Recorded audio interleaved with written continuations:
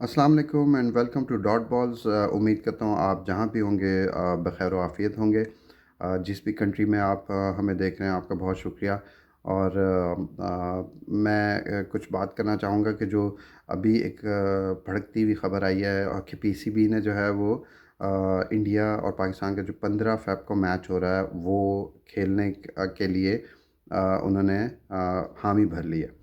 ये सब क्यों हुआ, कैसे हुआ, इस पे बात कर लेते हैं। और मुझे तो आइडिया था कि ये यू टर्न लेंगे कभी ना कभी, क्योंकि पाकिस्तान इंडिया का एक मैच जो है वो अब आईसीसी टूर्नामेंट्स में होता है या एशिया कप जो होते हैं वो उसमें होता है। बायलैटरल सीरीज़ होती नहीं है, तो एक वैल्यू है पाकिस्तान और इंडिया के मैच की। बिलियंस ऑफ लोग जो हैं वो इसको देखते हैं। और जो मीडिया है और जो जो लोग इसको टूर्नामेंट को कैप्चर कर रहे होते हैं, जो कंपनीज हैं वो मिलियंस में मिलियंस ऑफ डॉलर्स में जो है वो पैसा अर्न करती है एडवर्टीजमेंट्स के थ्रू और पता नहीं क्या कुछ।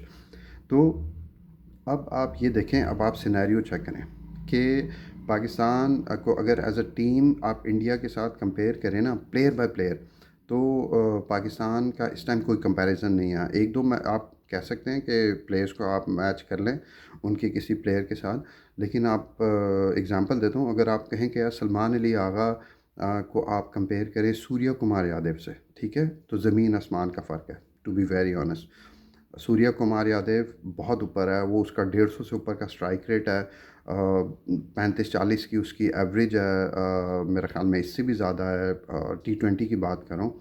सलमान अली आका का 121 का स्ट्राइक रेट है, 24-25-23 की मेरे ख्याल में उसकी बैटिंग एवरेज है। तो मैं एक जनरल बता रहा हूँ आपको। So team versus team, team Pakistan versus team India, कोई कंपैरिजन नहीं है। आपको पता है कि 15 फ़रवरी को भी क्या होगा। ठीक है, ये मैच हम मुश्किल है, मुश्किल क्या है, 99.9% हम नहीं जीतेंगे, जैसे पहले हुआ है टूर्नामेंट्स में होता रहा है, पाकिस्तान नहीं जीतता इंडिया से।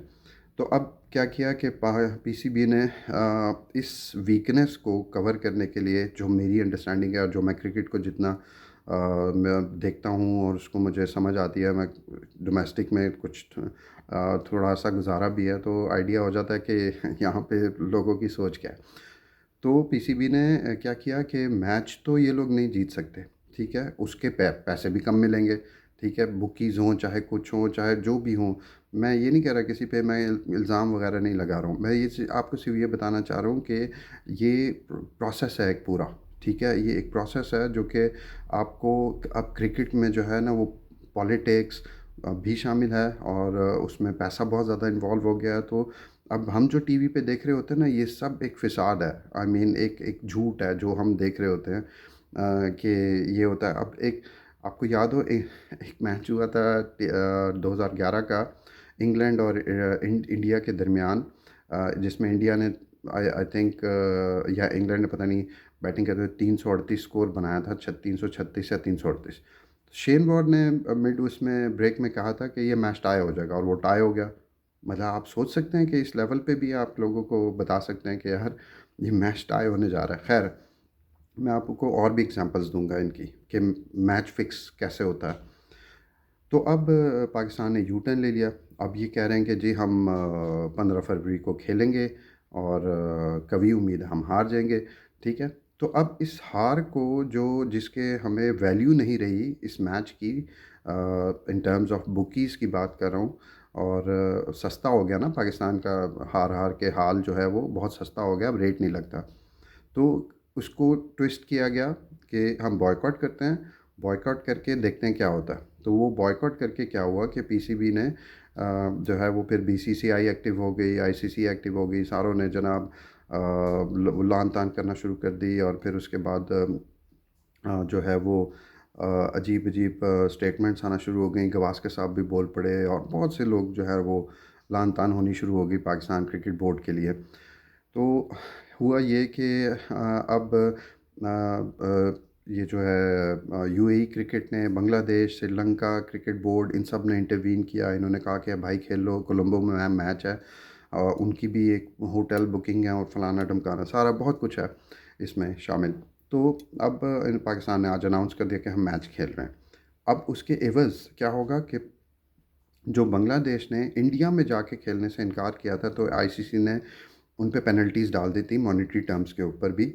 और तो वो आईसीसी ने अभी कहा है कि यार वो हम नहीं करेंगे, ठीक है। बांग्लादेश को एक एज मिल गया यहाँ पे इस सारे सिनेरियो के अंदर। पाकिस्तान को क्या मिला ये अभी नहीं पता, ये बाद में पता चलेगा। तो कहने का मकसद ये है कि दूसरी बात, 2028 का वर्ल्ड कप T20 का हो सकता है वो बांग्लादेश को एज अ होस्ट जो है वो आईसीसी कॉल कर दे और उनको इसकी मेज़बानी मिल जाए 2028 के वर्ल्ड कप की। T20 की बात कर रहा हूँ।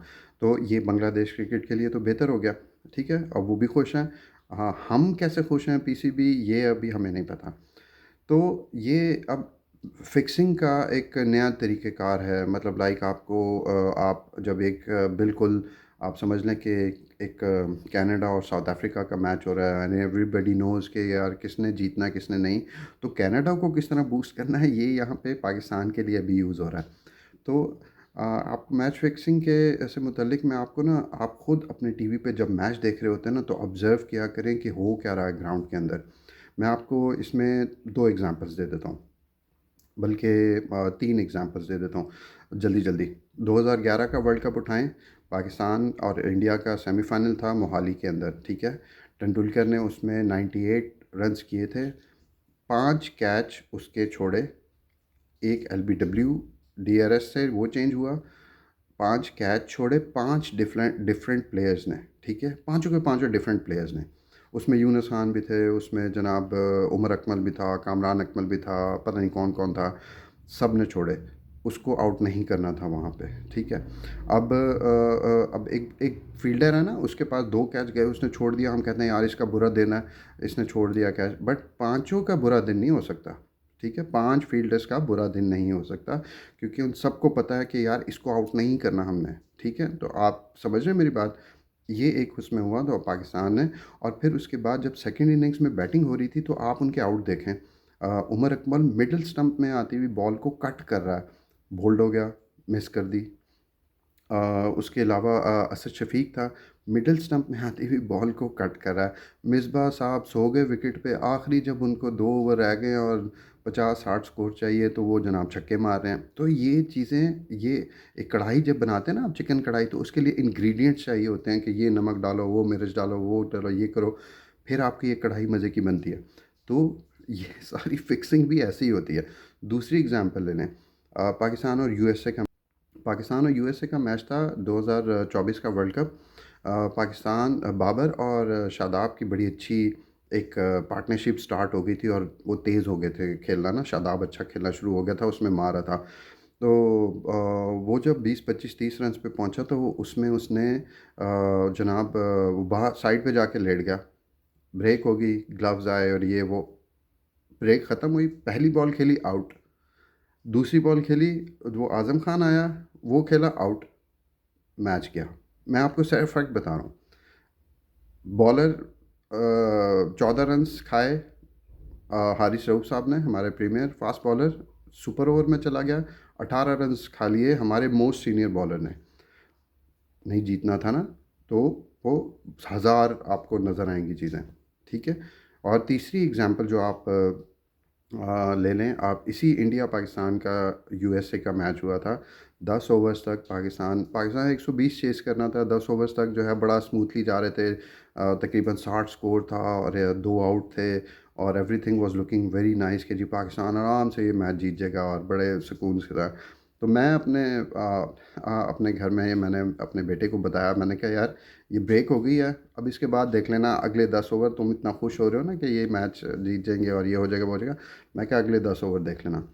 उसके बाद वो रिजवान आउट हुआ, उस्मान खान आउट हुआ, वो ये वो फलाना, और किसी से बॉल सर्कल नहीं टप रहा था। आप समझ रहे हैं मेरी बात को? तो ये वो इंग्रेडिएंट्स हैं जो कि आपको बता देते हैं टीवी पे ही देखते हुए कि ये मैच आप कभी नहीं जीत सकते, ठीक है। काश कि ये दूसरी साइड पे भी चला जाए, कभी वो भी इंडियंस भी ऐसा करना शुरू कर दें अगेंस्ट पाकिस्तान, तो हम शायद जीत जाएं। लेकिन अभी जो टीम है, जो जिस लेवल की टीम है उसमें तो आपका जीतना बहुत मुश्किल है। आई होप मे बी अल्लाह खैर करे कि शायद कोई गैरत जाग जाए और पाकिस्तान कुछ अच्छा खेले। लेकिन जिस तरीके से इन्होंने अभी नीदरलैंड्स के अगेंस्ट मैच खेला है, तो मुझे तो नहीं उम्मीद। और कल हाँ बल्कि आज ही जो है वो यूएसए के साथ भी मैच है, तो आप देखते जाएं कि आज क्या होता है। और इस मैच में अगर कोई टर्निंग पॉइंट होगा, मुझे जो लगेगा मैं आपसे डिस्कस करूंगा, फिर आपके भी कमेंट्स लेंगे कि आपको इस मैच में क्या क्या चीज़ें जो आज यूएसए और पाकिस्तान का होगा उसमें आपको क्या क्या चीज़ें डिफरेंट नज़र आएँ जो और उसके रिज़ल्ट पे इम्पैक्ट कर सकते हैं। थैंक यू फॉर वॉचिंग जी। इसको लाइक करें, सब्सक्राइब करें और keep watching dot balls. Thank you so much. Allah हाफिज़।